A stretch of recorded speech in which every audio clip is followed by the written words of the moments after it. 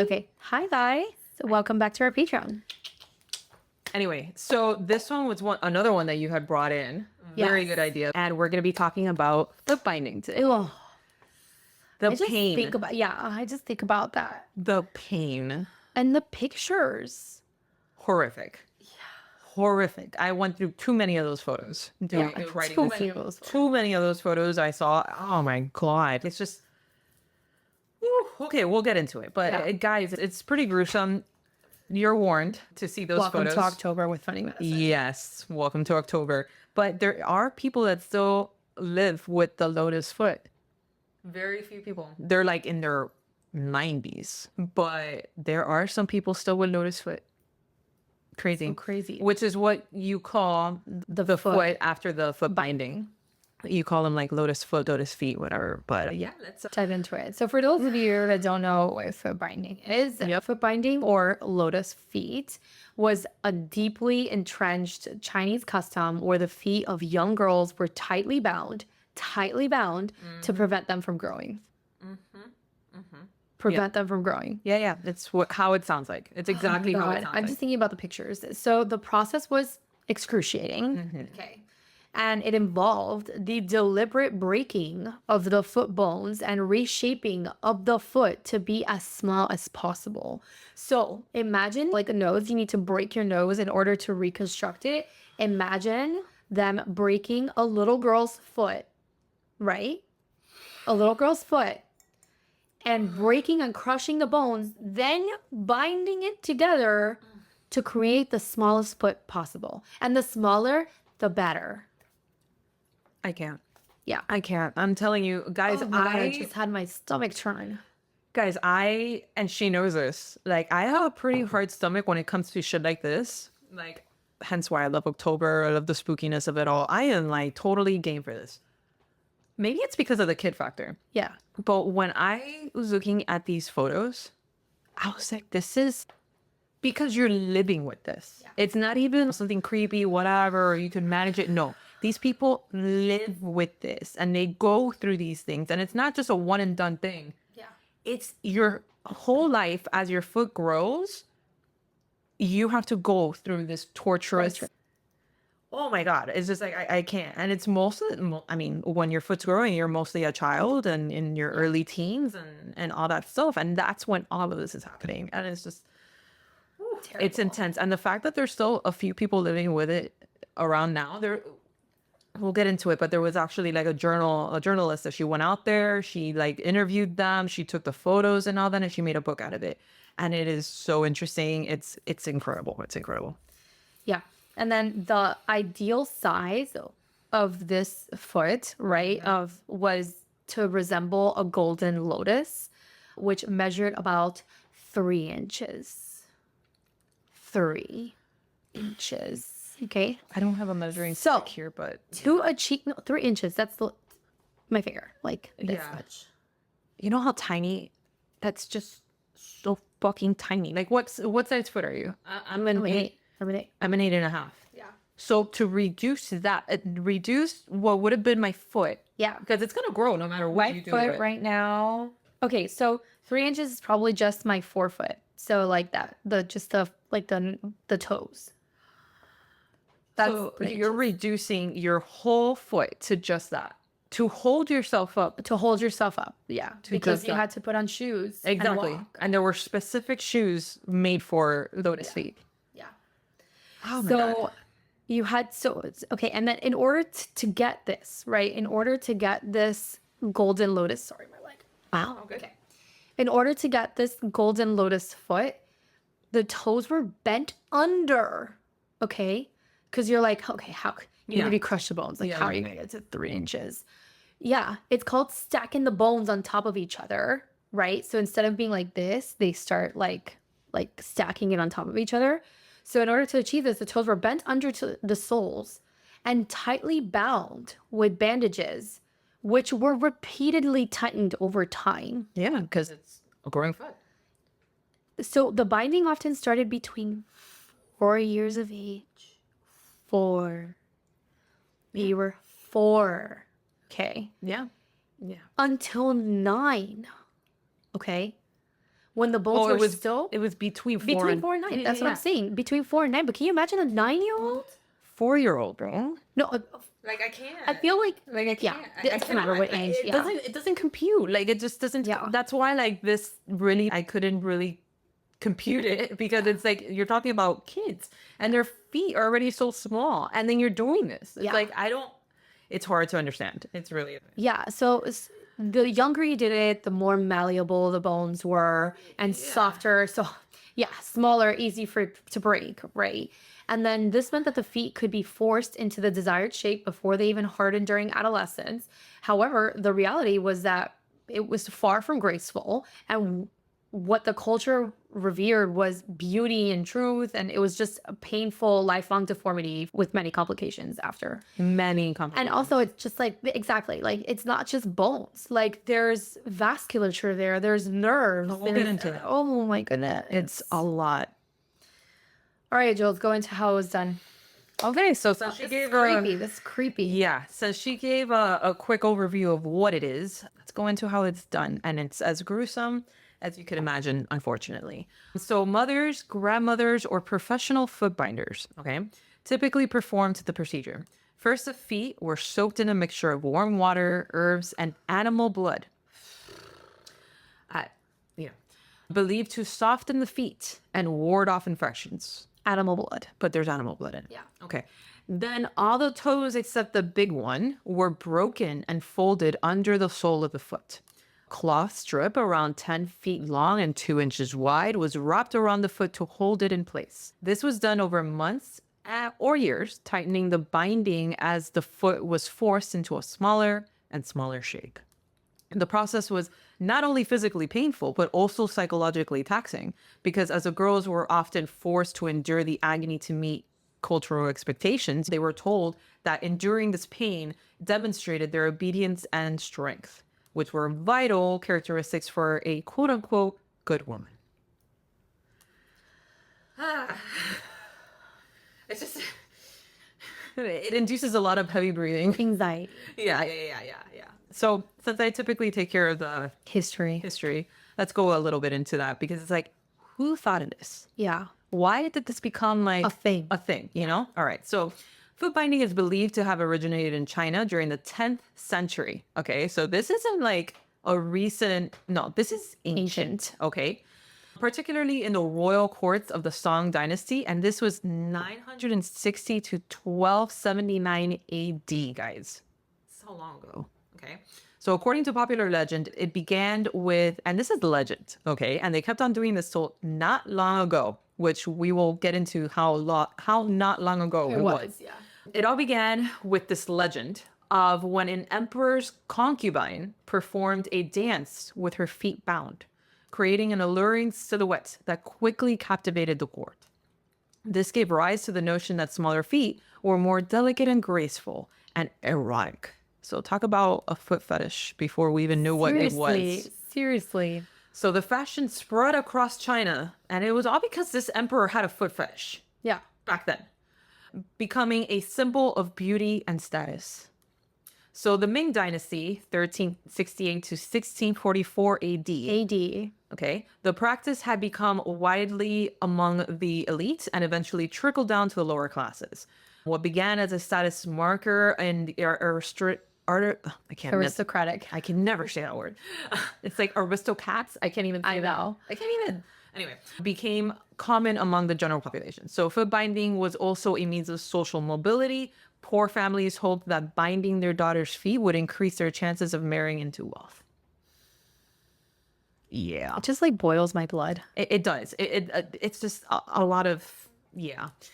So further into that history. So foot binding was intertwined with Confucian ideals, particularly those related to female virtue and modesty. Confucian teachings emphasize that women should remain within the domestic sphere. The bound feet symbolized obedience and fidelity. Every time I hear the word obedience, I'm like, I know. I want to like, anyway. A woman with bound feet was less likely to stray from her husband. Yeah. You probably couldn't walk. Physically Yeah. can't. Again, Very obedient. both physically and morally, because of her restricted mobility, you know? So this immobilization reinforced patriarchal norms as it kept women dependent on men for support. The practice persisted for nearly a millennium, making it one of the longest lasting forms of body modification in human history. But I feel like this goes beyond body modification, right? Yeah. Because like body modification, I understand. And like, at least in today's, I'm using examples of today, right? Today body modification of like piercings, tattoos, you know, all that stuff. Fine. A lot of it could hurt, you know, whatever, but you choose to do that. Yeah. You know, you have the autonomy to choose that body modification. And it's not because you're trying to marry into rich or, you know, because your parents forced you into it to get their status higher, you know, in the ladder. Very, very different. This is like you have no autonomy. Yeah. And then you're already removing your autonomy, even physically. Yeah. To then like have that be like these literal crutches for the rest of your life. Yep. And a reminder, just like a reminder. Yeah. And then probably to get you in a marriage that you didn't even want to be in. Yeah. Dude. Like the more you think about it, it's like, it's just mind boggling and how long it lasted. Yeah. It's mind blowing. Honestly, this topic is mind blowing. The tinier, the better. The tinier, the better. So it's like, I'm sure when people were doing this, yes, they were going ham. Oh yeah. No, we're going into it. We're gonna go into it about like the sizes and all that stuff. All right. So why was it done? Jules kind of touched in on it about, you know, the wealth and everything, but let's dive a little bit deeper. So at its core, okay, foot binding was about more than just beauty and grace, okay? It was also a symbol of social status and control over women's bodies. Yeah. Okay? Yeah. Girls with bound feet were seen more as marriageable, like marriage material, right? She can't run away from me. It's impossible. Girls with bound feet were also particularly wealthy or elite, had elite families, right? So even more attractive. Yeah. And then a woman's marriage prospects could hinge on the size and appearance of her feet. Can you believe that? It's like, let me see your feet. All about the feet. Dude, like what? Like, can you imagine like a little girl? Exactly. What does that do? Like after that trauma, exactly. To like have to show your feet, and people are like, not good enough. After you just endured. Can you imagine? It's just so much. So then, in a society where marriage was often the only way for women to achieve any stability, right? Financially, financially, because you can't get a job back but then. even then, it's not like it's just okay. Yes, you're gonna be taken care of. Okay, like your family is gonna be taken care of because if you marry to money, then women couldn't work back then. But you couldn't. Exactly. This was it. This was marriage. This is what you had going for you. Yeah. So, if foot binding became a means of securing the future. So if you didn't do this, what is of your life? Yeah. Destitute. Family, shamed. Yeah. All those things. Yeah. You know? All those things. So another factor that was the bound feet were considered erotic, okay? This is where the foot fetish, like, I'm sorry, but this is all based on like a fucking foot fetish by that emperor back in fucking way back then times. Like, come on, guys. Like, and foot fetishes still exist. Yeah. Big time. But like, bro. Yeah. So, all right. So it was also considered erotic, right? So it wasn't just the small size of the feet that was deemed attractive, but the way that women with bound feet moved. Just little toothpicks. Yeah. God, I know. I don't understand. I don't like the more research I would do on it, I thought I would get a little bit like I see it. Something like an angle that maybe no. The more I dove into it, the worse it got. Yeah. And then the difficulty in walking caused them to sway. Okay. They're falling. You have to anatomically alter your body. Okay, so they're falling. For people, just follow me here. Our bodies, right, are evolutionary wise, are meant to support our weight. Okay. Yep. So that is our anatomy, okay? It's not just that we're like born with these bones and we're just, no, like evolutionary wise. There's a reason for it. There's a reason why our bodies are the shape that they are because like physically, okay, we need to support weight, with gravity. And that's why our strongest bones are our hips, our legs. These are big ass bones, right? So these people altering that anatomy, they couldn't even walk right. So they had to like kind of like sway They're swaying because they're falling. because they're falling. Exactly. And Like, try to keep their balance. Exactly. And that was seen Yeah. as sensual. I'm telling you, man. Like the And also, it's like fetish is so young. You know, I don't know. It's just the sexualization of the disability is not only disturbing, but it was fascinating to them. And it illustrated how the cultural ideals can distort the perceptions of the body. if anything, that is like one of the most like fascinating to me things during like this deep dive was how something that if it never existed and you would have seen a foot like that, honestly, you would have thought that it was just like A birth defect. a birth defect or something like that, and it would have been deemed as like not desirable, right? But the fact that this became like a trend, A trend, yeah. it's like, and then they made it beautiful, something that probably wouldn't have been beautiful by any means in a different term if it would have never existed. And then yet it became a trend, and then it became a cultural phenomenon, and then it became exotic and erotic and desired. Yeah. Like how we were able to change, but you get it. Like how humans are able to like really go so hard into those trends of beauty and whatever that you don't even see the actual thing. You just go with this like blind trend, you know, this blind cultural phenomenon, and perceive it how everyone else perceives it. And if you're not doing the same nuts? thing, yeah. It's not crazy. I mean, and that just like symbolizes like beauty trends in as a whole, Like right? history has a tendency of repeating itself. 100%. 100. That's just like, you know, how we I mean, saw like, how much different is a BBL? that's what I'm saying. It's, I mean, But at least we're there's not, choice. At least there's choice. At Okay, least, yes, you know, there's and choice, it's like, obviously. yeah. But like, and obviously not like we're not breaking bones here, right? Yeah. But it's a form of body distortion. Yeah. Right.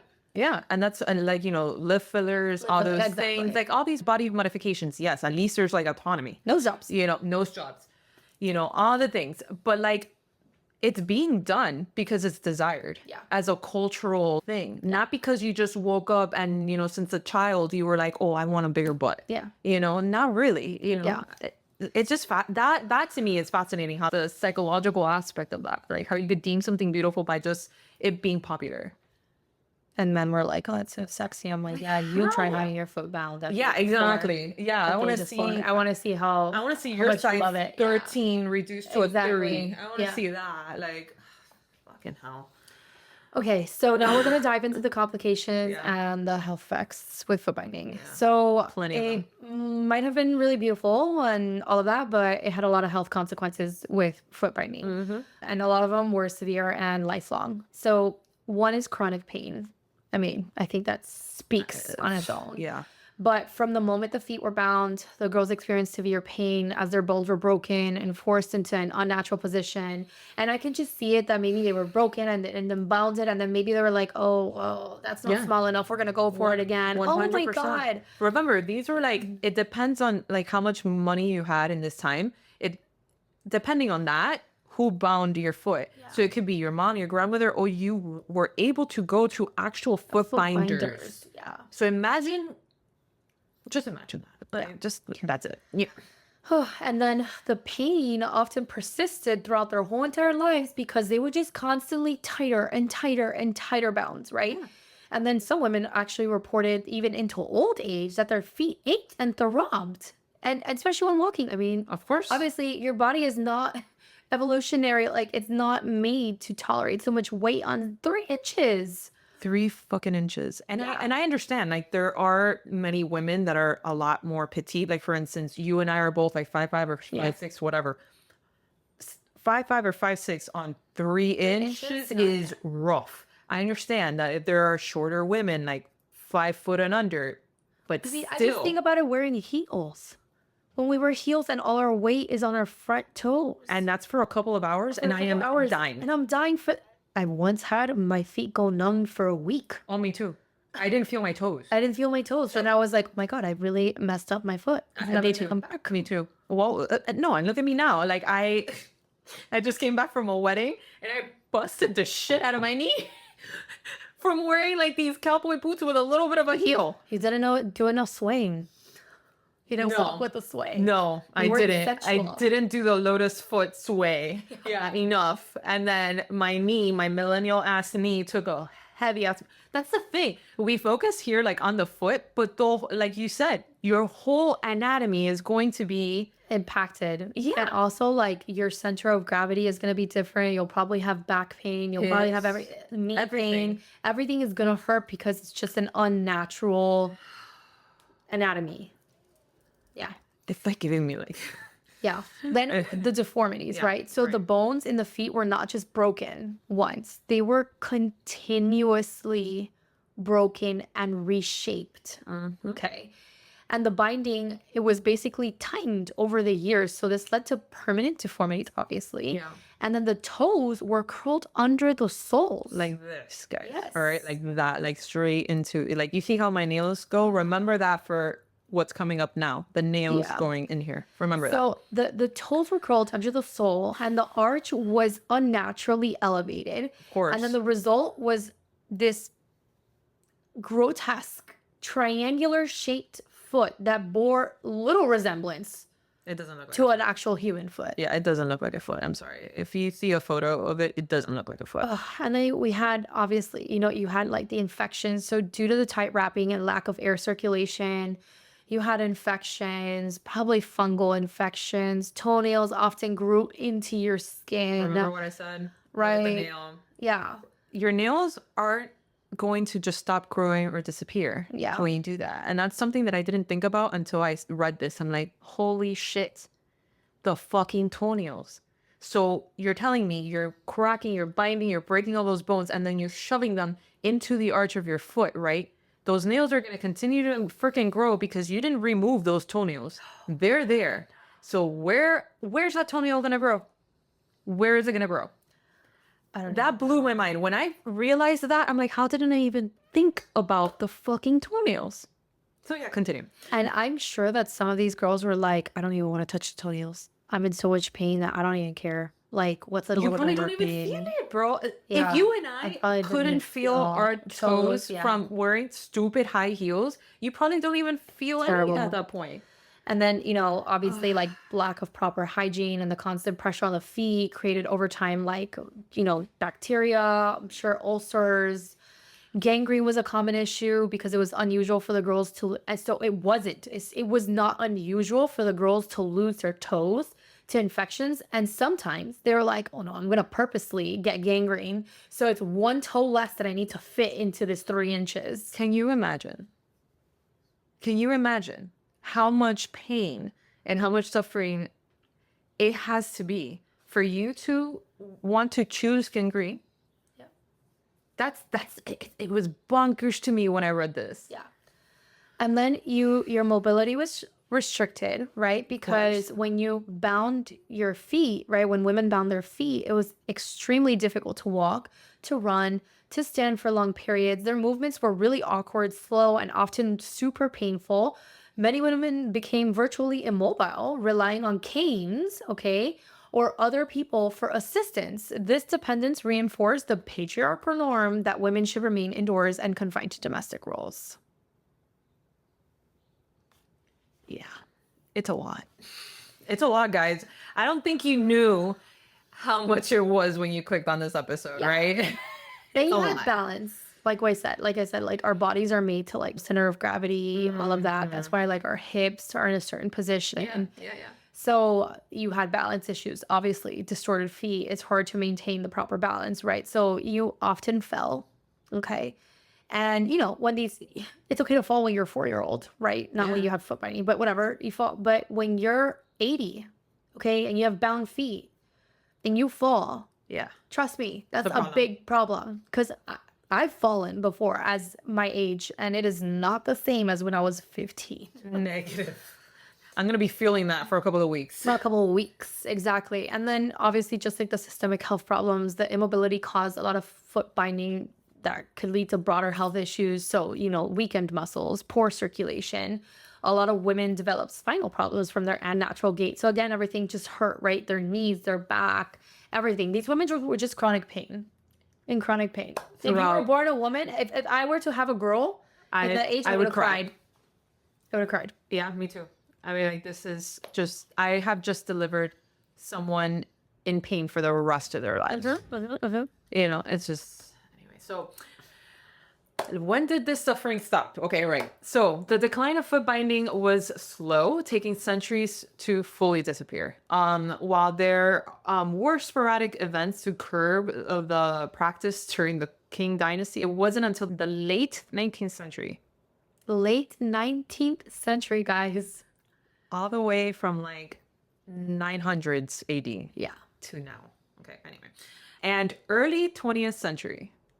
That's when I said that it was going to blow your mind how, like, not long ago this stopped. That's serious. Okay, now we're talking about serious because back then, no, we probably shouldn't do it. No, that actual serious campaigns emerged against it. So several factors contributed to the end of this practice, right? So Western influence, as China became more exposed to the Western world through trade and diplomacy, missionary activity, foot binding came under international scrutiny, just as we're kind of doing right now as the Westerners, I guess. Western doctors and Christian missionaries condemned the practice as barbaric, highlighting its health risks and the suffering it caused women. Some Chinese reformers began to share these views. They started looking at it differently. Thank goodness, And then Chinese reformers, so these Chinese intellectuals, many of whom had studied abroad, began advocating for the abolition of foot binding. They viewed it as a symbol of China's backwardness and as an impediment to modernization. So reformers like Kang Youwei, I think that's how you say it, and Liang Qichao, I think, argued that the practice undermined the strength and dignity of Chinese women. And then anti-foot binding societies began in the late 19th century. Several societies dedicated to ending foot binding emerged then. And these groups educated the public about the dangers of the practice and provided alternative beauty standards. Some of these organizations even offered incentives for families who allowed their daughters' feet to remain unbound. So it's like, literally, please don't do this. We'll give you this for you not to do this to your kids. And then there was finally government bans. So the practice was officially banned in 1912, guys. After all that time, all the way to 1912. I know that's a little bit of a long ago now. But if you look at it in the grand scheme of things, since the 900s AD to 1912 is an incredible amount of time. So this happened after the fall of the Qing dynasty through enforcement that was initially lax. It wasn't until the 1940s, okay, under communist rule that foot binding was eradicated on a large scale. Yeah. So then some interesting little factoids about this to further give you guys some more information on it. As we briefly touched upon, bound feet were just they were erotic symbols back then. Okay. So in some cases, it wasn't just about their appearance, but just the mystery surrounding them. Okay. So women kept their bound feet hidden, wrapped in layers of silk and embroidered shoes, allowing only their husbands to see them. This secrecy added to their sexual mystique. I know. If you guys are not watching through YouTube, Evie's faces. Exactly. Thinking about a picture of that bound foot. Yeah, I know. I want to hide it from my husband too. Of course. I don't even want to see it. 100%. 100%. I want to believe it's not there. Some elderly women who had undergone the procedure formed Golden Lotus clubs where they would meet and discuss their shared experiences. For many of these women, foot binding wasn't seen solely as an oppressive practice. It was also a point of pride and identity, I guess you have to look at some side. Yeah. And then, they did endure a lot. I know, that's why. The pain, social pressure, everything. just everything. Everything. And then what I was saying earlier, so there are survivors of the foot binding today. Although rare, there are still some women alive today with this bound foot. Most of them, like I said, they're in their 80s or 90s, and their stories provide just a living link to this practice that shaped Chinese society for centuries. Okay, it's insane how long it lasted. So yeah, I thought I had included it here, but anyways, I guess I'll just bring it up. So yeah, and if you look it up, there's actual shoe factories that made the specific shoe for these feet. Okay, because obviously you can't just wear any type of shoe when you have this. They were like they look like little triangles. Yeah. You know. And they were specifically made for women with lotus feet, and that's what they had to wear. And it's bizarre to look at them because you're like, how do you wear that shoe, and how are you even able to walk using that? Some women weren't able to walk. No, for sure. It's just it's crazy. It's crazy. But like, Trying to look at a golden lotus shoe. go ahead, you'll see it. I mean, I remember seeing them, but I just want to refresh. I think I may be wrong, but I know I saw it in a museum. Yeah. But like, I think it was one in New York. Yeah, exactly. That's a pair of them. Oh. Look at it. Look at that. T. Yeah. Guys, when you see it, it's just like It's a triangle. It looks like a triangle, and it's really just holding kind of your ankle, really. Like that's most of the support that happens there. Oh my God, Yeah. And then of course, like another thing that I didn't mention earlier, but the smaller the foot, the more you had the ability to gain higher status. Exactly. oh my God, it was just terrible, guys. I'm looking at pictures. The higher the status you would have. So the closer you were to those 3 inches, the better the chances were for you to marry higher in your class. And then I had read in one of the many articles that I was reading around that, like, if you had like a size 4, still tiny. Yeah. Size 4, you were in a lower class immediately. Immediately. Wow. A size 4. So you were like, you're trying to reach the closest to 3 that you can. But of course, there's some women that, like, again, either like they just didn't have the resources, they didn't know they didn't have like the ability to make it to, for whatever reason, to get to 3. They were like at 4. And then the other aspect also that I, didn't mention earlier here is like, this is all like a class thing, right? Yeah. So then there are women that they didn't have foot binding. Not every woman in China had foot bindings, right? Because a lot of them had to work. Yeah. They had to work in farms. They had to just work, right? And those women, some of them used to try to like feet and still work. But then of course their feet were nowhere near 3, but they would still do it. They would still do it. So you imagine, like, dude, just the freaking fortitude for you to like want to undergo that, but you're still out there in the field freaking working. Just because you're trying to like better the situation. Like, it's just, it's crazy. It's a crazy topic, but I'm glad that you brought it up. I knew very little about it, and then the more we went into it, the more interesting, and yeah, I guess that's the best word I could give it. Interesting it got, so I hope you guys liked it. If you guys have anything you guys would like us to cover, let us know. Cover, Let us know, and we'll see you on the next one.